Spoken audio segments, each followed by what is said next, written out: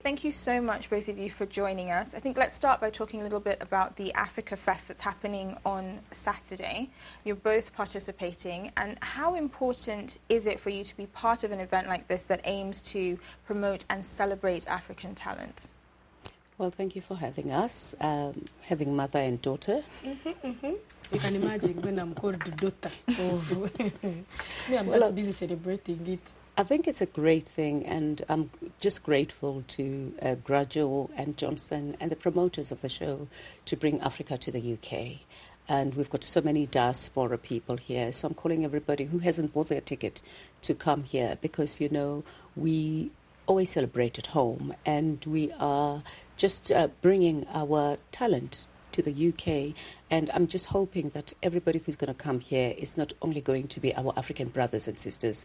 We want even other nationalities to come and see how Africans do their thing. How it's blossoming. And you can only imagine growing up where I grew up, Mparo Chitanga, and you're listening to Yvonne Chaka Chaka songs and you're twisting them into all your local languages, singing Kuch Kuch Stimera Mama when you don't know what it means.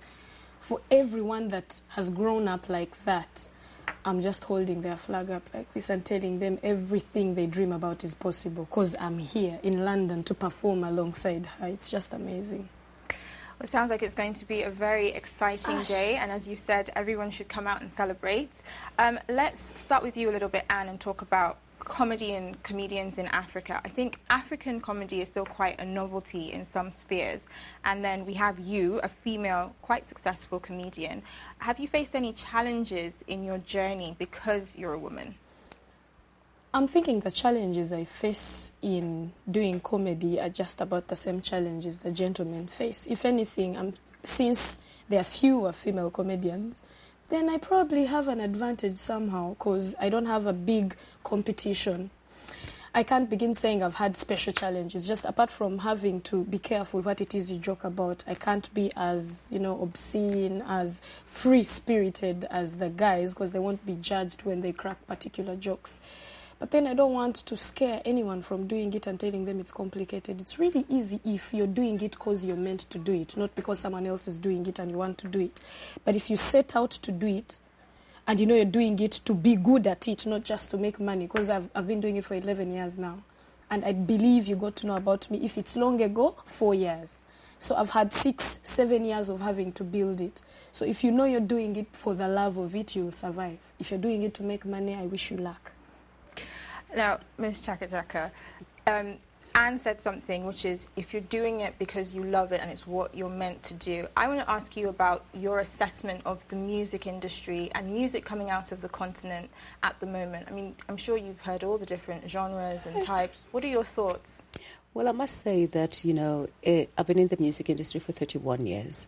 And it's been just amazing. Anne was not even born. You were not even born. Exactly. And but for me, I'm just so happy that music has evolved. But what makes me even happier now is that we as Africans are starting to understand each other. That is what makes me very happy. I like the collaborations of Nigerian artists collaborating with the Ghanaian artists, or with the South African artists, or the Kenyan or Ugandan artists. We're starting to understand each other, tolerating each other, collaborating, and appreciating each other. And that's how music is supposed to be. But what I'll urge my children to be and to do is to remain African and not copy other people. There's no need to be copycats. Mm-hmm. Be what you want to be and remain what you are, and be as authentic as possible. I really think that's a very good answer, and it links into what I was just about to ask, which is if either of you could talk to your younger selves, what advice would you give a young Anne, a young Yvonne starting out, having gone through everything you've gone through so far and all that you've learned? Well, I've learned a lot. I've learned to be very humble in the music industry. I think once you learn to be humble and have your feet firm on the ground, God will raise you, and your doors will be opened, and not taking your fans for granted. Even after 31 years, I still rehearse. I don't take my fans for granted. I rehearse. I want to know what kind of repertoire I must put. I want to know what kinds of fans are coming to my show. And just knowing that these are the people who pay their money to come to a show and see you. So you never take anything for granted. I find younger artists today, they have these bodyguards. They're called celebrities. I don't know what is there to celebrate, but you have to know that these are the people who make you what you are, and use your talent to help others as well, because somebody helped you to be what you are today. And do as much good as possible, because that will keep you, you'll have longevity in the music industry. You know, you don't need to be a one overnight success or just do it once and miss it. And if you do it for the love of it, as Anne said, you know, you have longevity, and your people will know that you're not just doing it for the sake of money or for the sake of fame. You're doing it because you want to do it, and you have what it takes. Do you have anything to add to that, Anne? Well, if I could meet a younger Anne, I would tell her it's okay. Whatever it is you're doing, whatever is going wrong at that moment, it's a lesson that you will not learn anywhere else if it doesn't happen then. There's so many things that growing up you worry because you want things to happen a particular way. But I think I celebrate the horrible moments growing up, the deaths I died. Because when you stand on stage and you're not funny, we call it death in comedy, you die on stage. So I celebrate the deaths because I learned how not to die again. So for everything that is not working out for anyone that's young, just know that's a lesson you can't learn any other way. Appreciate it. I think if I had appreciated it, I would even have grown taller. I just stressed myself about the things that didn't work out and ended up this short. So yeah, relax. Whatever mistakes you're making when you're young, it's okay. You don't want to be making them when you're old. So it's all right. Now, you both touched on the importance of staying African and events like Africa Fest opening up our culture to people from other nationalities and other cultures. Recently, there's been a debate about sort of like the appropriation of African culture and Afro sort of aesthetics and things. What do you have any comments on that in terms of music, in terms of comedic style? Well, in my opinion, if what you're doing resonates with where you came from, with your culture, with how you were brought up, you should never allow to apologize for it.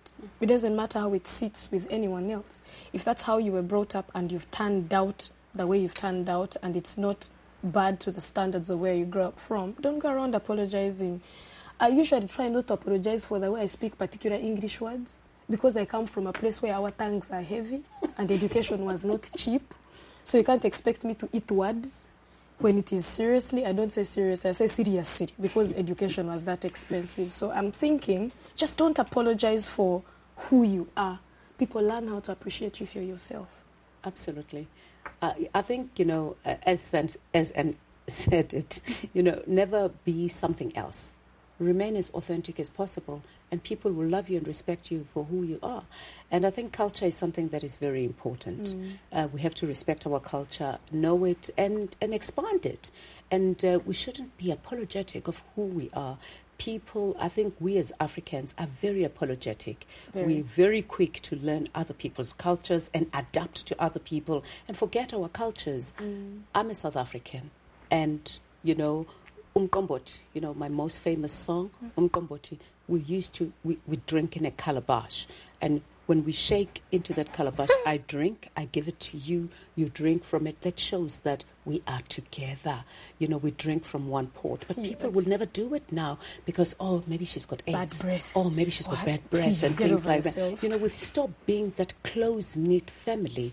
But that's our culture. And we shouldn't apologize. We shouldn't be very apologetic. We shouldn't forget where we come from.